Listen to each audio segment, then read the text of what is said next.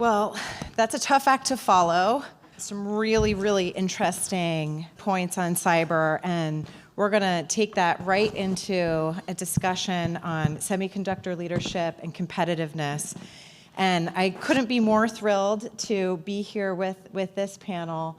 Heidi, Crebo-Rediker, so great to see you again. Heidi has just joined America's Frontier Fund as a general partner. Little known highlight fact is that Heidi was appointed to be the first chief economist to the State Department under former Secretary of State Hillary Clinton, which I think is incredible, and every agency should have one. You also have extensive experience in investment banking, so we look forward to hearing from you. Greg Slater is our Vice President and Senior Director of Global Regulatory Affairs at a little company called Intel. And we're so happy to have you here, Greg. You've got 16 years or counting of 25 years of experience at the Intel Corporation in various different roles based out in Phoenix. Maybe you can tell us a little bit about that and some previous experience working as a lawyer at Latham Watkins and Steptoe & Johnson. And Ezra Hall, Senior Director of Worldwide Aerospace and Defense for Global Foundries. Ezra has about 30 years of experience across a number of technical and business roles. And one of the things I loved about your bio, Ezra, is that you are a master inventor, and you hold 21 US patents with some additional patents pending. So, we're very, very lucky to have you all here with us today to talk a little bit about not just where we are, but where we're going. And I think there's no better way to start that conversation than where we've been. So, looking back, America invented the semiconductor, which is amazing, and we've remained a global leader in many respects. We've also lost a lot of manufacturing capacity over time to Asia. And, as we start to think about some of the policy decisions that we've seen recently in Washington, CHIPS has been kind of top of mind for bringing manufacturing, more manufacturing to the United States, more R&D, a lot of focus there in the last few years, and it makes a lot of sense. Chips are really ubiquitous. We use them in basically everything.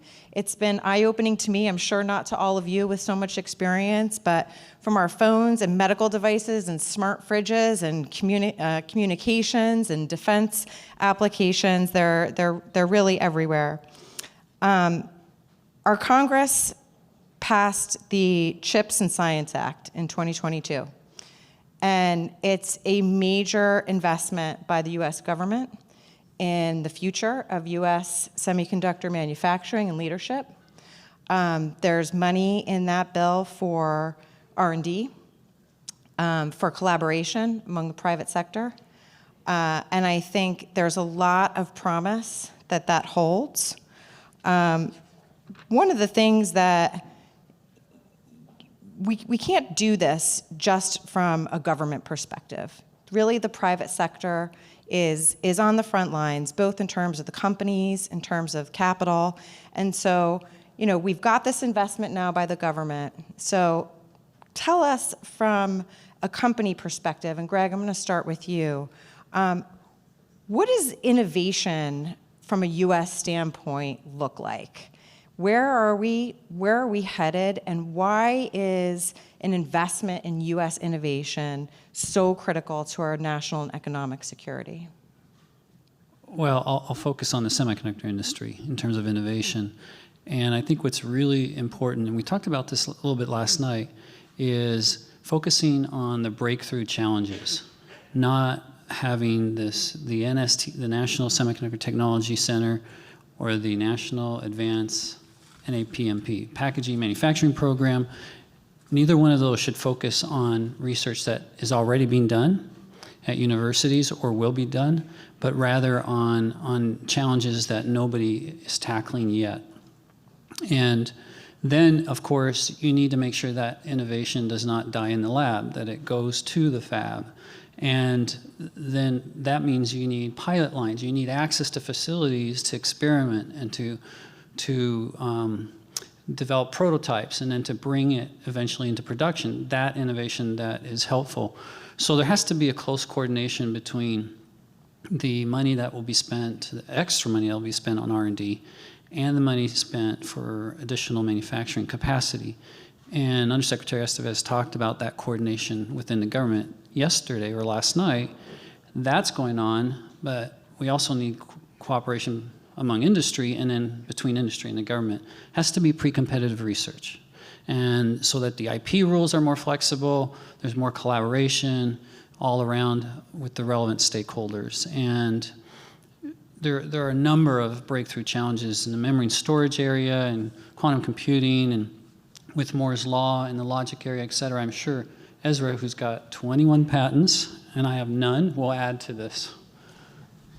Thanks, Greg. Really to layer on top of what you said, innovation, as a high-volume manufacturer, we're one of the 5 at-scale foundries in the world. Innovation needs to be carefully targeted to what the end market needs. And if we do this in a very coordinated fashion, we can make sure that we're spending our scarce dollars on the right research to deliver on the end goal, which is empowering our amazing companies in the U.S. to build the best systems in the world and to include the semiconductors built in the U.S.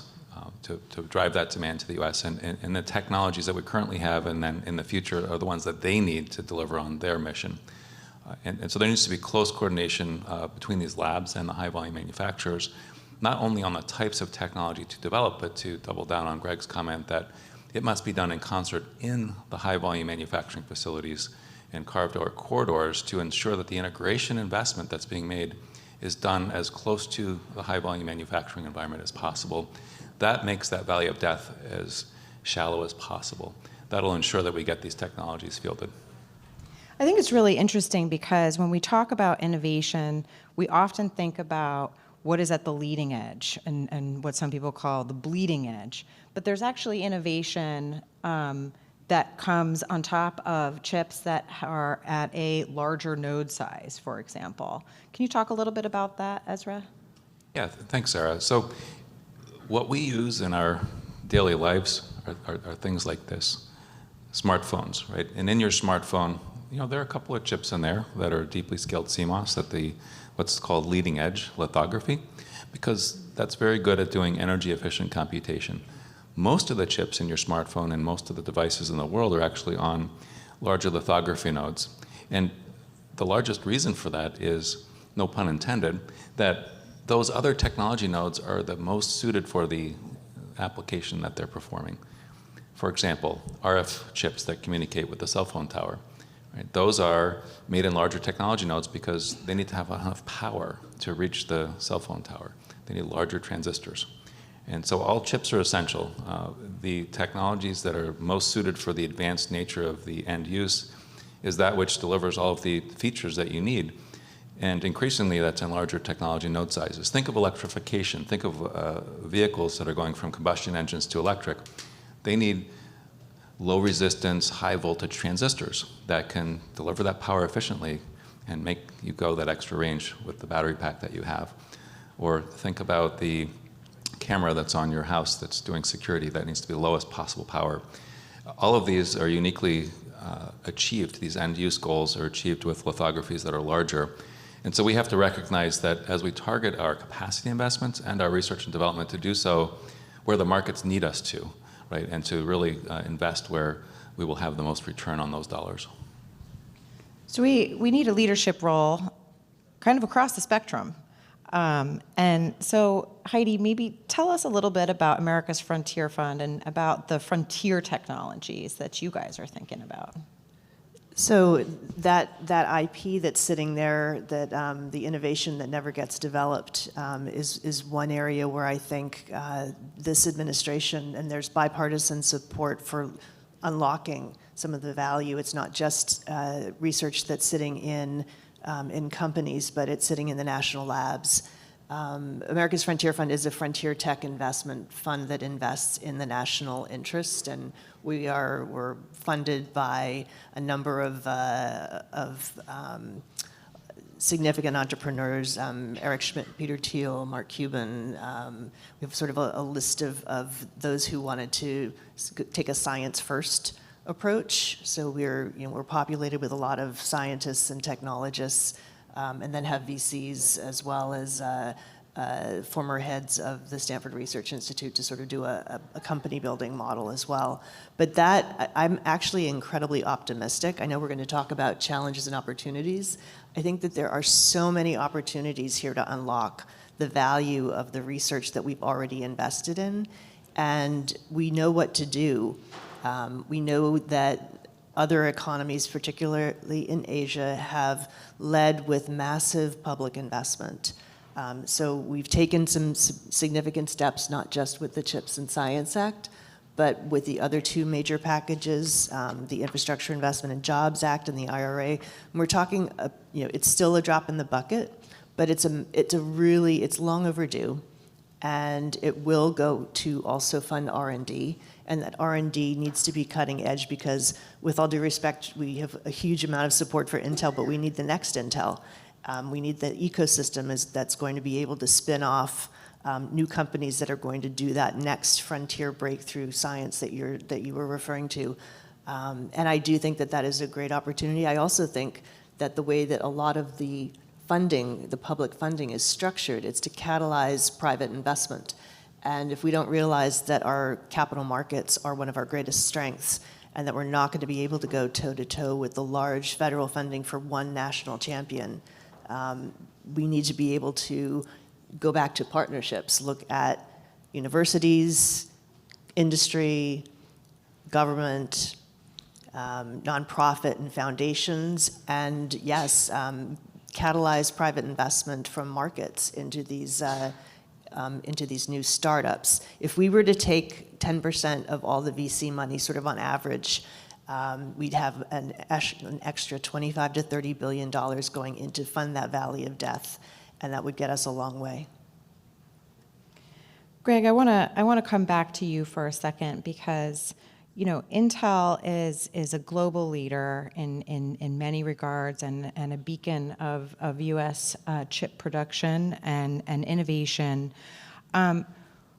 We are, and I think it's true in general of the U.S. industry that, we're doing a lot of things right.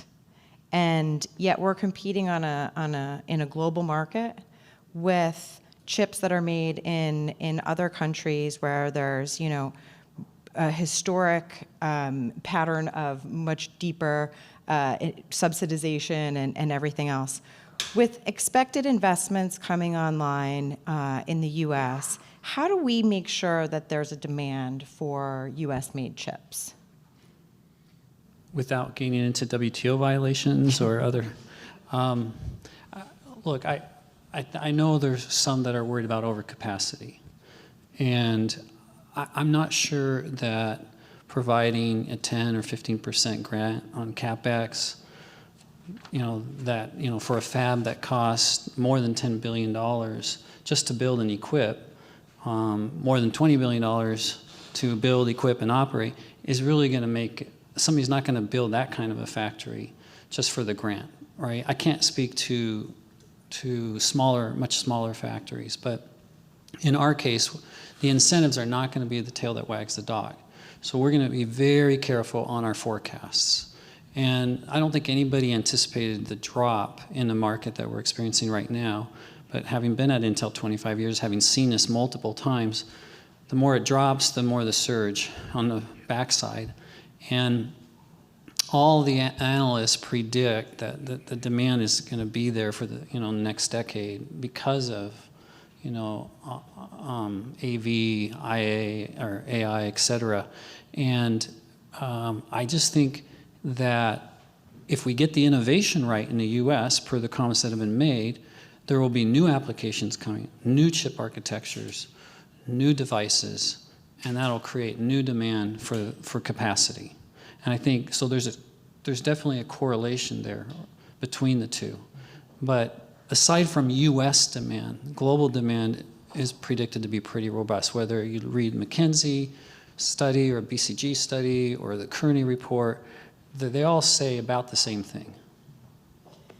Ezra, do you want to weigh in on that? I do.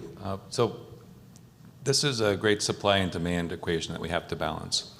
And Global Foundries, with its global resilient footprint, we're very experienced at doing this, of matching the market needs of our customers to the technologies we build. So 12 nanometer and larger lithographies is the range of technologies that are fabricated within our fabs that addresses 93% of the demand this year in the world, those technology nodes. And we do that with feature-rich technologies. And we're seeing a trend where the customers in the US are seeing the value of having assurance of supply. Look at automotive, right? In the automotive sector, huge interruptions to manufacturing during the chip shortage. That's a problem, right? That hits not only the automobile manufacturers, but also the gross domestic product for the US. And so you can see in a recent announcement with GM that they're seeing the value in striking a partnership with Global Foundries to secure capacity at our Fab 8 facility in Malta, New York, and to direct their suppliers to use that for manufacturing of the chips that will power the future automobiles. And that's the type of partnership that we need to be doing on a larger scale in the US to expand not only the supply, but the demand on that in a way that is sustainable. Heidi, I'm going to take a little bit of a different question with you. We have, in the last few years, heard all about friendshoring and reshoring and onshoring and nearshoring, and it's at this point, do we really know what it is? As I'm thinking about it, obviously, making investments at home and the onshoring part has become clear with some of like the CHIPS Act and other things. But how should we be thinking about nearshoring in terms of bringing other parts of the value chain geographically closer to where we're setting up new production capacity?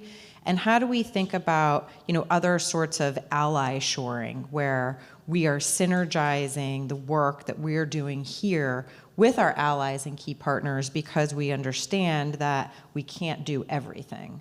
I'd love to hear your perspectives on it, and then I, offer it up to Greg and Ezra as well, because I think we need to really start to coalesce around what do we mean by this, and how do then we operationalize that, so we kind of get out of just saying, yeah, nearshoring sounds great. What does that mean?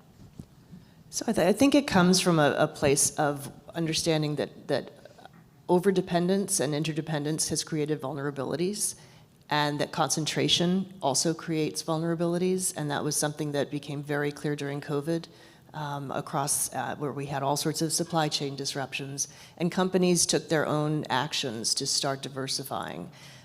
Russia helped a lot with this. I mean, let's be honest. I think a lot of Europe was taken by surprise in the whole concept of of needing to think about dependency differently. And relying on friends and allies is something that we know we share with the Europeans, with the Brits. We're going through the G7 to attack this. We're going through the Quad relationship and AUKUS. We do it through our relationships with Canada and Mexico, and it's not necessarily. I don't see the differentiation so much between the nearshoring and the friendshoring. I think in global markets, you just need to have reliable and dependable suppliers. There's the national security driver that is exactly the same. We need to not have overdependence and concentration from a national security perspective, and that is going to be more of a forced decision that governments will take, not just the U.S., and we certainly can't take it alone. But it is a sound and increasingly sound business practice to think about geopolitical risk differently, to think about supply overdependence in a very different way. So companies are doing this and governments are doing this, and this is one of those things where in the world of uncertainty, this is one of those certainties that you know where the path is going. Greg, I'm gonna ask you the same, because I know Intel's thought a lot about this as well. So, we've announced 4 new fabs in the U.S., 2 in Arizona and 2 in Ohio. I don't know if you'd consider Ohio nearshoring to the West Coast, but it's a new place, right? So let me give you an example of real nearshoring. We also announced an advanced packaging plant in New Mexico after the Chips for America Act was announced, thinking that we could do it. We could make it competitive. And then an example of friendshoring would be our new German fab site. And that, they have great talent there. We have very similar objectives, we being the governments. And I think there's transatlantic cooperation opportunities that haven't really materialized yet. In the supply chain resilience area, we were disappointed to see the TTC not involve the private sector as much, and somebody here can correct me because I lost interest after that. Maybe it's changed. The EU CHIPS Act has these priority rate orders in case of supply chain crises that are drafted after the DPA, but they go the extra mile. There's no coordination that I know of between the US and the EU on that kind of thing. So I think there are some definite areas of collaboration that can still come to fruition in terms of helping allies helping each other in supply shortages that Ezra mentioned. You like the way I passed that along? I did, though it's very skilled. Look, Global Foundries, with its presence in the US, in Singapore and Germany, we've discovered how this model can work incredibly well. So during the pandemic, when everybody was experiencing supply chain issues, we were able to leverage our geographic footprint to ensure that we had supply of what we needed to ship wafers, and we did not miss a single wafer shipment due to supply chain issues. So we have seen the value of partnering. In our case, we were able to do it with our own facilities and networks of procurement. It shows the value of what we can achieve if we're able to coordinate this in a very constructive way to complement each other in allied and friendly nations in a way that, we're not competing, but we're bringing on board a very resilient supply chain that can be used by all of our partners. So we see that as a big part of the future because no one nation can practice this industry on its own. And that's just a recognition we have to realize, and then we can start taking action. I mean, it's really interesting because it's obviously a conversation that governments are having, but it can't just be a government to government. It's really got to include the private sector that's on the front lines, and how do you sort of go about synergizing this so that we're not duplicating too many different, too much of the same thing, but like really trying to coordinate on this. Sarah, can I just make one more comment? I was thinking about, we've gotten questions about assembly test. Mm-hmm. Are you guys going to do an assembly test plant in the US? That is more labor intensive, and so it's harder to compete. But speaking of innovation, if there was innovation in the automation area and you got those plants more automated, which is counterintuitive to the job creation that the administration wants, that's going to happen in other areas, then you could onshore or reshore a lot of that migrated to Asia. So there's an example of the synergy that you want between innovation and manufacturing. So we've talked a lot about the investment that we're making in the actual operations, but we need people. And we, have been reading about how we're at a real shortfall when it comes to making sure that we've got the comprehensive workforce needed for semiconductors. And that's not just, the PhDs. We've got some experts here that I encourage everyone to talk to, including Dr. Sujay, who's doing a lot of thought leadership on this issue right now, looking at a range of different ways to address the workforce issues, including starting in kindergarten. So for anybody with young kids, maybe this is the sector to double down on. Can you talk a little bit about what is so there's a role for government, maybe a role for academic institutions. What's the role of the private sector, and what would you say to the next generation of workers coming up of why this is an industry that they should, care about and want to get involved in and make a career in? Who's going first? All right, I'll go. I have a really cool example of how to get teenagers involved. We do. Sorry. ChatGPT. Yeah, besides that one, but it's related. So we do digital readiness programs where we have AI instruction to teachers who then teach their students how to use AI. And in India, I flew all the way to India to do a competition at the end of their instruction, these students have these projects that they've developed using AI. And the projects were incredible, and they were all into it, big time. I mean, one student, for example, used AI to figure out what kinds of puddles would breed mosquitoes in downtown Delhi, which is a big problem, carrying diseases and so forth, and then being able to use AI for logistical purposes to go and get rid of those puddles to keep the mosquito population down.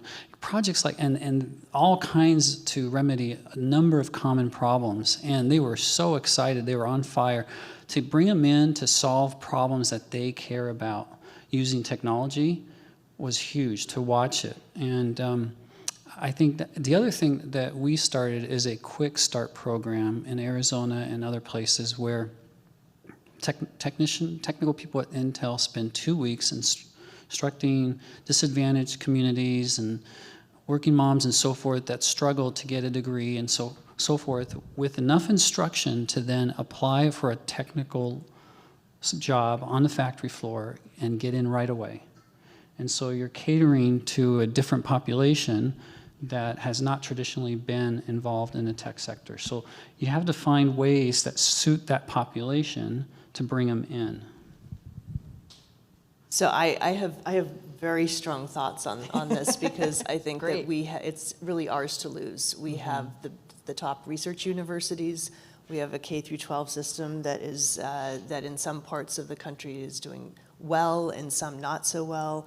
And some very pitifully poor for a country like the United States. So we know that we need to train and bolster domestic in as many creative ways as possible.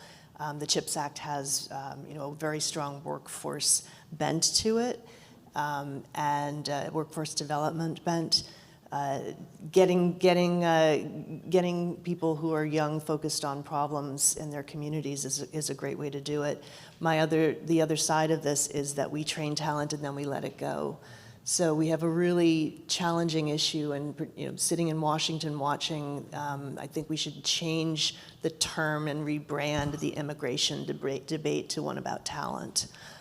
Because we lose our talent and we need to attract talent and we need to communicate to policymakers that it's about competing for global talent and make sure that we don't lose that battle. We are losing that battle right now, and it's really ours to lose. So if we look at the next 5 years, we will need 42,000 new semiconductor professionals in this country. It's a staggering number. And let's look at what we need for skill set there. It's not all about PhDs. For example, in Fab 8 in Malta, New York, where we build these 300 millimeter wafers, right? 45% of our population of workers doesn't have an undergraduate degree. Some of our best employees, and we pursue them, are veterans, former military personnel. They do a fabulous job in our manufacturing facilities. And we've started a new program, really the first of its kind, registered with the state of New York, apprenticeship. We brought 50 apprenticeships into our fab last year. We need to do everything we can from sparking that interest at a young age in our K through 12 to ensuring that we understand the types of talent we need in the fabs and doing everything we can to track that talent onshore, educate them, and retain them for our workforce, because we need the best and brightest in the world to make this industry thrive in the U.S. We must accomplish that. I also feel I missed out on the innovation question to say this is how we innovate as well. If we have the right people with the right skills, if we develop them domestically, more than half of the startups that are now billion-plus-dollar companies were founded or managed by immigrants, and I think the host of the conference is in that bucket, Dimitri, if you're out there. And that is something that is notable. We should celebrate that and realize that that is one of our strengths. Couldn't agree more, and I hope everybody takes this back. and talks to their kids and their nieces and nephews and neighbors. And this is a really interesting, amazing opportunity. And as we think about making sure that we've got jobs for the next generation, this is a sector that I think is really key. So I want to end our discussion kind of taking us full circle.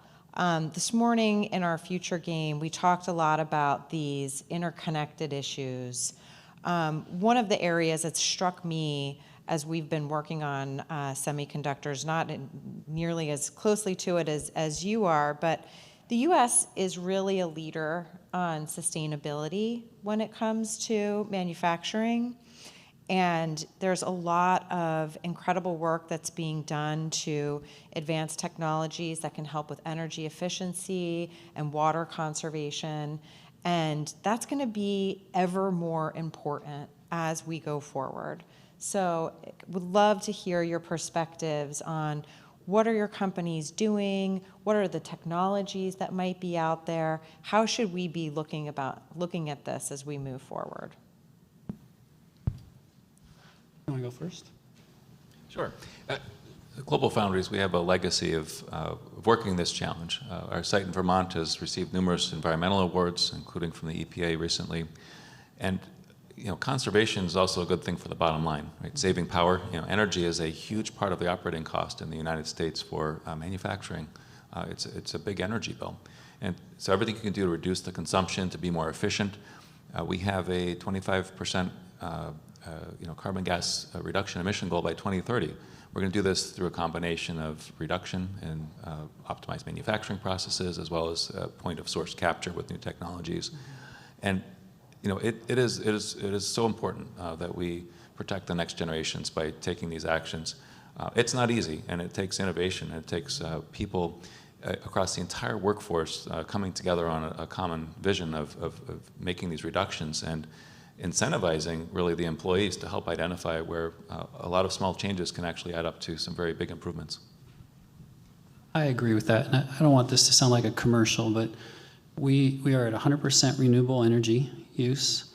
We are net positive on water. That's when you add in some water protection projects that we fund separately, but we recycle and reuse water, plus those projects makes us positive. We have a greenhouse gas goal to be neutral by 2040. Ezra talked about challenges. One of the challenges is green chemistries. And we're starting an effort working with semiconductor industries across the world and their governments to work together on greener chemistries, because that requires a lot of research, a lot of dollars to find substitutes for chemicals that right now there are no substitutes for.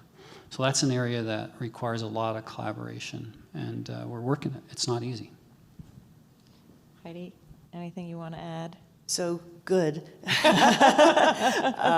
No, I think, in this kind of a forum, having the cross-fertilization of the folks talking about SMRs and the need to actually incorporate some technologies, including nuclear, moving forward to ensure a clean, green transition. The crossover and ability to integrate some of those technologies into our manufacturing and some of our dirtier manufacturing and mining and oil and gas industry across the board. I think we have to start looking at ways out of the box that we can utilize some of the new technology coming on board for a cleaner future. Absolutely. Well, we have basically hit the dot for right here. So I'm going to give us an award for staying on target with our time. And thank you all so much for your perspectives. Keep up the good work. And for the rest of us, we are going to break out into some breakout sessions now. So I'll ask Adina to come on up and tell everybody where they need to go. Thank you so much. Please, let's give our panel a round of applause.